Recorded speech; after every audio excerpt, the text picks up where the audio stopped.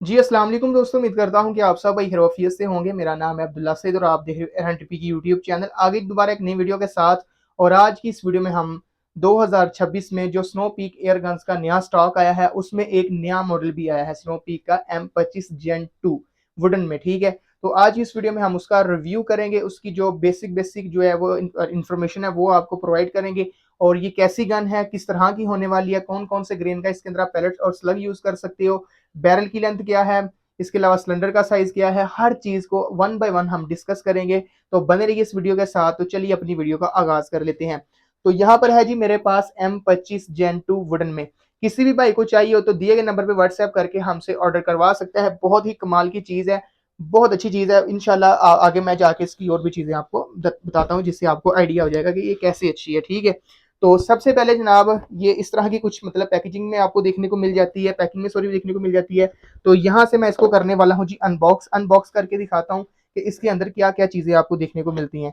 तो यहाँ से मैं इसको कर लेता हूँ जी ओपन, ठीक है। ओपन करने के लिए सबसे पहले जी इस तरह इसको किया, ओपन ओपन करके यहाँ पर रख देते हैं इसको, ठीक है। ऊपर ये एक फोम का पीस आपको देखने को मिल जाता है, इसको हम रखते हैं यहाँ पे।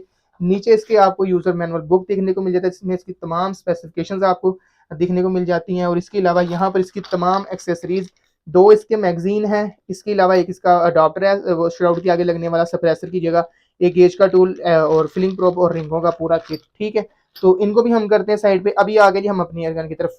बिना पकड़े मैं एयरगन के हवाले से आपको बताने लगा हूँ कि जितनी भी अभी तक मैंने राइफल शेम में इनकी गन्स देखी हैं स्नो पी की, तो ये उनमें बहुत ज्यादा प्रीमियम मतलब लुक में आपको देखने को मिल जाती है। और ये एक अच्छी चीज फील होती है, और कीमत भी इसकी उनसे कम है। जैसे M22 है, इसके अलावा इनका M16 है, M16A है, और दीगर जितने भी इनके जो है ना मतलब मॉडल्स है, तो उनमें बहुत बेहतरीन मतलब लुक और वुड की क्वालिटी के साथ आपको देखने को मिलती है। तो यहाँ पर मैं जी इसको पकड़ता हूँ और निकालता हूँ बाहर। तो यहाँ पर जी M25 जनरेशन 2 मेरे पास निकल के आ चुका है। मेरे पास मौजूद ये इस वक्त .22 कैलिबर में है। स्नो पीक एयरगन इसको मैन्युफैक्चर करता है, मेड इन चाइना एयरगन है, pre charge pneumatic air rifle है। स्कूबा पंप और कंप्रेसर की मदद से इसको आप फिल कर सकते हो। काफी लोग पूछते हैं कि गाड़ी के कंप्रेसर से, साइकिल के पंप से, ठीक है, इसको फिल कर सकते हैं। नहीं भाईजान, नहीं फिल होती। इसको 3 स्टेज पंप या इसके अलावा जो है वो कंप्रेसर से आप फिल कर सकते हो। इसका जो पंप होता है वो तमाम चीजों को फिल कर सकता है, मगर इसके अलावा दूसरी चीजों का जो पंप है ना वो इसको सिर्फ फिल नहीं कर सकता, बाकी चाहे वो दूसरी तीसरी चीजों को फिल करता हो, ठीक है। क्योंकि इसके अंदर बार्स के हिसाब से जो है प्रेशर स्टोर होता है हर पीसीबी के अंदर, ठीक है। तो प्री चार्ज न्यूमेटिक इसको इस वजह से बोला जाता है कि ये पहले चार्ज होती है, इसमें हवा भरी जाती है, फिर इसे आप शॉट लेते हो, ठीक है। फिर हम बात करते हैं इसके स्टॉक के हवाले से। इसका जो स्टॉक है वो जर्मन बीच वुड में है, जो कि बहुत ही कमाल की आपको फिनिशिंग में देखने को मिलता है। इसकी फिनिशिंग की बात करें तो पीछे से चीक जो है वो बड़ी खूबसूरती से उसकी जो है फिनिशिंग दी गई है, बहुत कमाल का इसको लुक दिया गया यहाँ से। और फोर आर्म और पिस्टल सॉरी यहाँ पर फोर आर्म और पिस्टल ग्रिप के ऊपर आपको चिकरिंग्स के बहुत अच्छे टेक्सचर्स दिखने को मिल जाते हैं, जो कि इसके मतलब लुक को बहुत मतलब जो है वो अच्छा बना रहे हैं। और इसके अलावा जो ग्रिप के हवाले से भी बहुत बेटर कंट्रोल आपको देखने को मिल जाता है।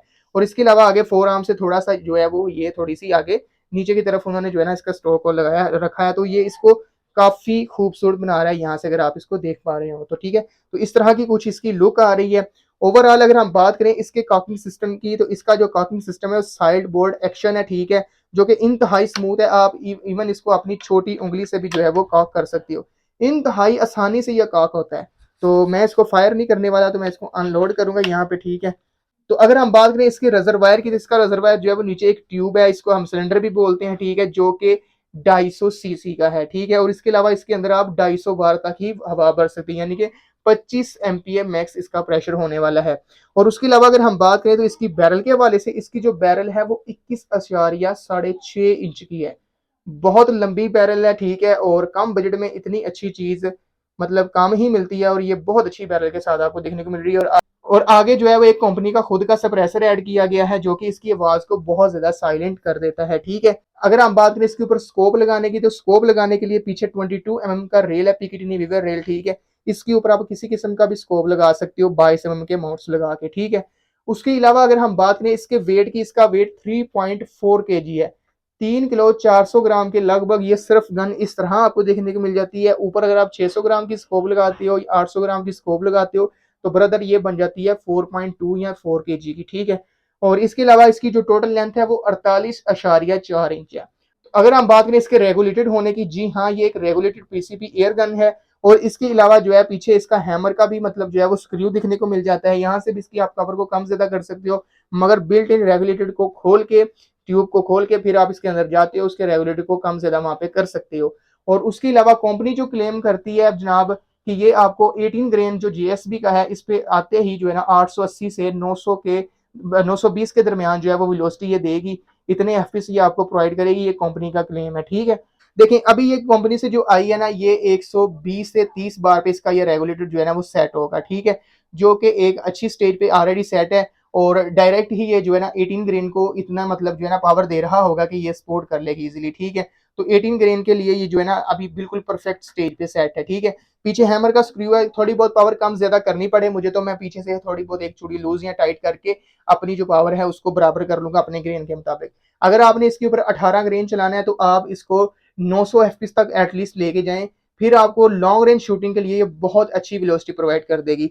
अगर मैं बात करूं इसकी शॉट काउंट के हवाले से, अभी ये 130 बार पे इसका रेगुलेटेड सेट है, तो ऑलमोस्ट जो मैंने मतलब इसके ऊपर रिसर्च की है, तसल्ली की है अपनी तरफ से, ये मैं खुद के मतलब कॉल नहीं बोल रहा, ठीक है, कुछ सर्च भी की है, तो ये तकरीबन 55 से 60 शॉट्स जो है वो आपको प्रोवाइड करेगी। ठीक है, जो कि अच्छी खासी शॉट्स हैं, क्योंकि 250 सीसी का इसका यार ट्यूब है, तो इतना तो ये मतलब करेगा ही कि इतने मतलब, तो इतना तो ये करना चाहिए इसको कि ये 55 से 60 शॉट्स जो है ना वो आपको प्रोवाइड करे।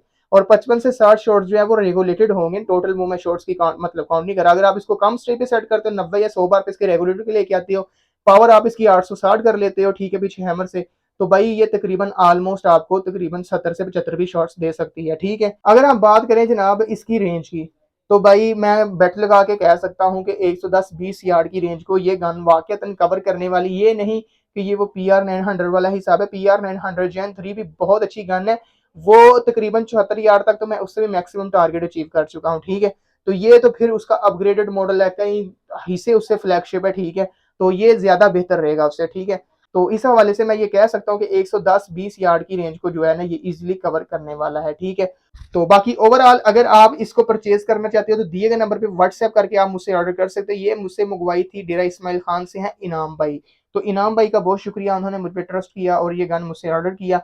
आप भी इसी तरह ऑर्डर कर सकते हैं दिए गए नंबर पे व्हाट्सएप करके। ओवरऑल गन जो है वो बजट बीस्ट है, इंतहाई पावरफुल है, और इसके अलावा अगर आपने इसके ऊपर 18-19-20 ग्रेन का स्लग भी चलाना है तो बैरल लंबी है, मैंने पहले कई बार बताया है कि 20 इंच से ऊपर की जो बैरल होती है वो स्लग के लिए अच्छी है। अगर आप 18-19-20 ग्रेन का स्लग चलाते हो तो रेगुलेटेड और ट्यूब भी इस तरह की है कि वो इन मतलब स्लग्स को, इतने वाले ग्रेन के स्लग्स को सपोर्ट कर लेंगे। ठीक है, बाकी ओवरऑल मिलते हैं जी एक नई वीडियो में, दुआ में याद रखिएगा। अल्लाह हाफिज।